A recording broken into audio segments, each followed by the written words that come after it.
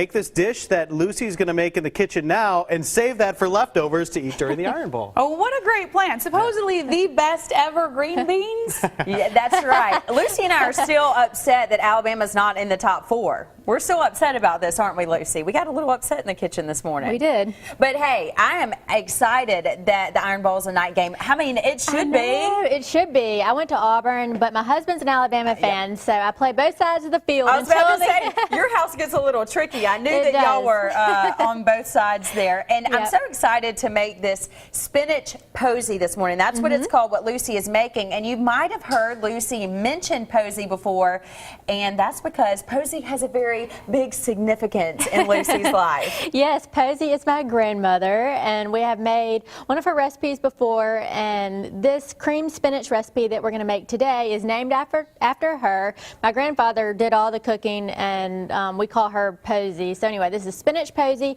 We're also going to make some green beans, which I did make that very bold statement earlier that they're the best ever. But I mean, I think you should go ahead and say that, Lucy, and go with it. Just go with it. I think they are. So, and this is, you know, another recipe that my grandfather used to make. And when Thanksgiving or the holidays are coming up, you know, it's fun to try some new recipes, but it's also, you got to have those ones that your family is always used to. And so I just thought I'd share a couple of our family recipes with everybody today. And last time we made Posey's recipe, I said hello to Posey, and so I have to continue on with that tradition and say good morning, Posey. So there we go. Hopefully she's watching. Hey, Hopefully Posey. she is.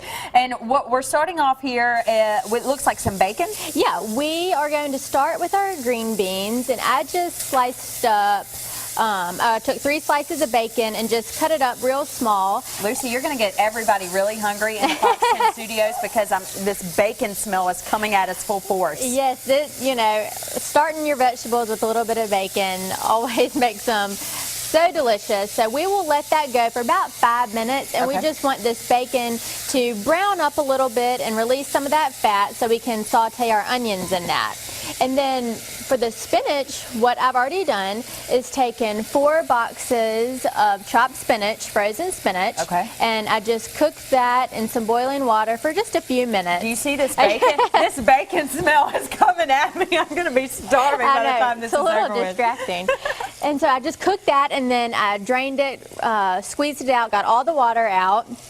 And there's a look at the ingredients that Lucy's talking about listed there for the Spinach Posey. You can see it's not a whole lot of ingredients. No, neither of these recipes are. They're super easy. So what we already have for our spinach in this pot, just use the same pot that you cooked the spinach in, and we have 2 8-ounce blocks of cream cheese and 6 tablespoons of butter that we're just getting soft in there. And you can see we took the overhead shot so you can see some of that there. Good. And once that just softens up a little bit, we'll be adding our spinach and a few other things to go in there. Oh, and it smells so good. So I think you can safely say the best green beans. You'll have to taste them and let me know. Oh, I will. Hey, they're named after Posey. They're going to be great. Let's be honest. So, yeah, we have Sarah and Joe coming up for the final 2 cooking segments, but I'm going to make my way over here. No worries to try these out. If you want to check out this recipe, again, going to be great for Thanksgiving, going to be great for dinner tonight. If you want to check it out on fox10tv.com, we have that recipe listed for you.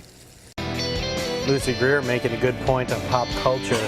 Chris Gaines, Garth Brooks' alter ego. Well, what about Beyonce, Sasha Fierce? Yep, Garth Brooks is just ahead of his time. Garth Brooks ahead of his time, setting the trend, keeping it strong. All right, what are we doing here in the kitchen? Okay, we have started on our green beans and our spinach. So first, I'll explain what we're doing with the green beans. I took 3 slices of bacon and just cut that up into small pieces and cooked it over medium-high heat for about 5 minutes, just until it started to brown up nicely. So you are adding this to the green beans. Yes, this is. You might be onto something with your claim of best green beans ever, because I do like bacon and I do like onions.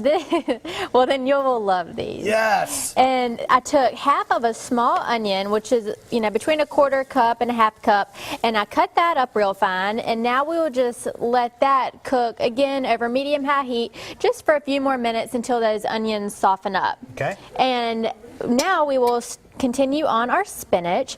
I cooked 4 10-ounce boxes of frozen chopped spinach. I just put it in a pot, put water in it, and just let it boil for a couple minutes, and then put it in a colander and drained all of the water out. And we used the same pot that we cooked the spinach in and put 2 8-ounce blocks of cream cheese in here and 6 tablespoons of butter and just got it soft. And now we will add our spinach in here. You know what the thing I never understood was, What? why did spinach make Popeye's forearms big and not his biceps? That's a great question. I don't understand how that works. I don't know, but he probably wouldn't have been too strong if he would have been eating cream cheese and butter with it. Probably a good point. Yep. But this is a great holiday recipe, and both of these are great because when you are cooking for Thanksgiving or Christmas or any kind of holiday, you want to do things that you can make ahead also. So these 2 recipes you can get to a certain point and then put it in the refrigerator. Like this spinach recipe, once we get all this mixed up and we put it in our baking dish, and after we do the topping, you could just put it in the refrigerator and then bake it off the day of Thanksgiving. Is Thanksgiving a huge day at the Greer household? It's fun. Well, now that I'm married, you know, it's a little bit different because we have to share our time. But we are going to have a small Thanksgiving with my immediate family on Wednesday night. And then this year we are going to Dothan, which is where my husband's from, for Thanksgiving. Twice the food. Twice the food. fun. Yes. Very blessed to have lots of family members to be able to go see for sure. Awesome. So I added a little bit of pepper and a little bit of salt, and I'm also going to add some ground sage in here. And the topping that we are going to make to go on top of this spinach is really what sets it over the edge. And we will mix that up in a little bit, but I'll tell you it has breadcrumbs and more of that ground sage, and it's just a really different flavor. People do use sage a lot during Thanksgiving. There's sage and poultry seasoning that people put on turkey, but it's really an underused spice. So when people eat this, there's always that something in there that they say, what is that? And that's what it is. It's the ground sage. Plus, it's an avenue in Mobile. It is. It is. Sage Avenue.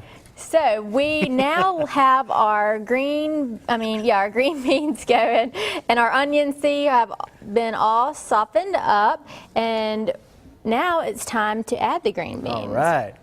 So I just took 2 cans of green beans. You can use the French style or just the regular cut, and the trick is you have got to rinse them off really well. So just put them in a colander and rinse, rinse, rinse. You want to get all that canned taste out of there. Then we're going to add a 1/4 teaspoon of salt and pepper.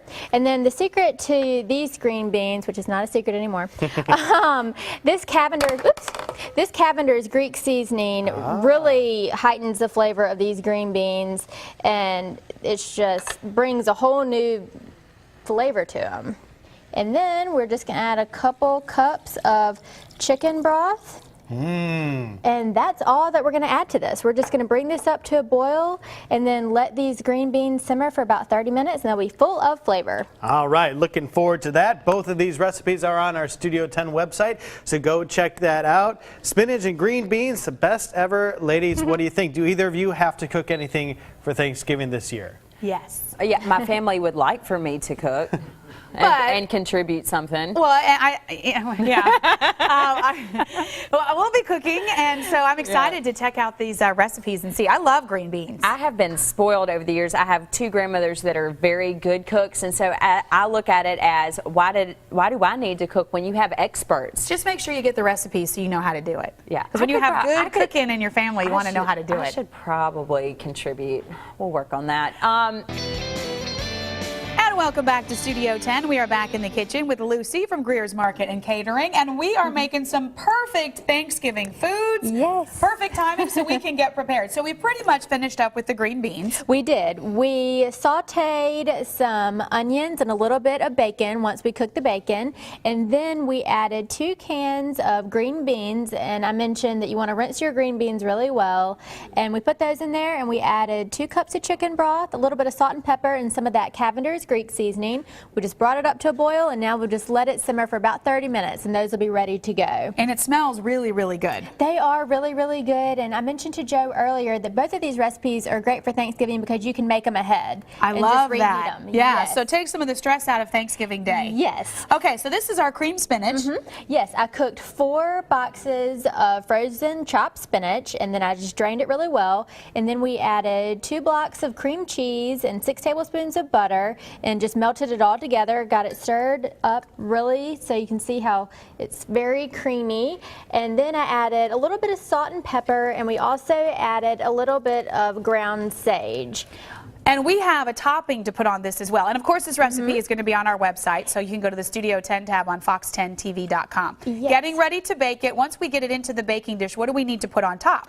Well, all we need to do is add to our 6 tablespoons of melted butter, 2 cups of, I used the Italian breadcrumbs, but you could use the plain ones also.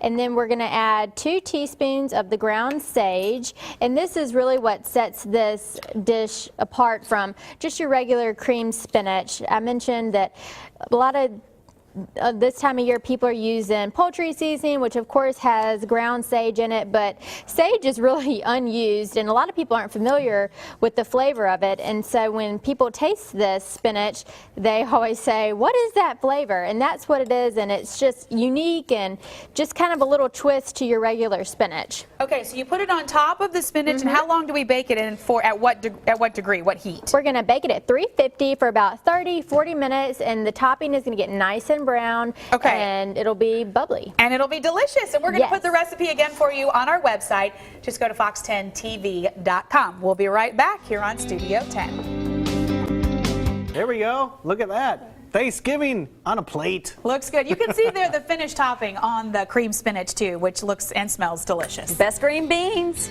In the world. Check out the recipe. In the galaxy. And we'll see you in the tomorrow. universe. Bye-bye. In the solar system.